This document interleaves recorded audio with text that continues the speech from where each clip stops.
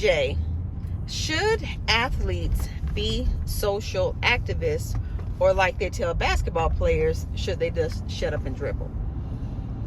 I think that they should definitely be social activists. I think they are, sports players, not just basketball players, all sports. I think that they are social activists. I think that, in the black communities, a light shined upon it when, when they decide to step up and be social activists. But I think all sports players, know how to, a lot of them, no matter what background they come from, know how to use their celebrity to get things. And some of them just happen to get things for their community, help to better their community, talk about issues. You know how many sports players are talking about, food, health, and animal rights, and things of that nature.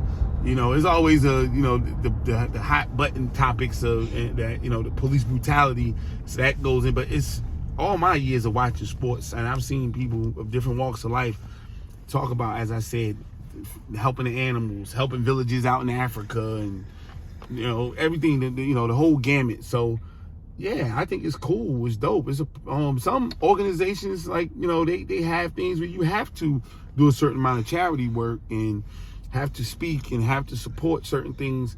So I think that's what it's supposed to be. I think it just get overblown and make it look like it's something that's new whenever African American athletes decide to go ahead and do it. So I think it's the right thing to do. They're still people. They gotta live in this country. They are affected just like everybody else is affected, and it is what it is. It just is what makes the news and what doesn't, and now we live in a social media time, so a lot more things are making the news than ever before, or we get our news from social media. So again, black people getting pulled over by cops, white people getting pulled over by cops. I'm not questioning the alarming rate, you know what I'm saying? But that goes past social activism. It goes past understanding laws, understanding what's tolerated and what's not tolerated in certain cities, doing your research. Go back to New York before Rudy Giuliani, and then once Rudy Giuliani took office in New York, and how the cops even said, it's documented with cops saying, he let us do whatever we wanted to do. You know what I'm saying? So that ain't had to do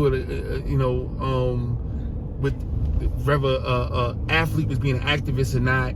I mean, it was something more to talk about. These people was going crazy. Now, New York don't look like the New York I grew up around, and some parts of it are better and safer because of it in certain instances, but certain people's lives and communities was damaged, and it needs to be talked about. Our president that's sitting in office right now, was a part of a bill that destroyed some lives and families and generations, and even Bill Clinton too, who African Americans loved, they all were a part of these things, man. So it gets bigger, but athletes are affected by these things too. Those same athletes had a family member strung out on drugs, or a family member went to jail, drugs, got murdered, anything. This stuff happens to everybody. And so, yes, they're people, so they should participate in everything just like everybody else. And if activism is one of it, they should be doing it.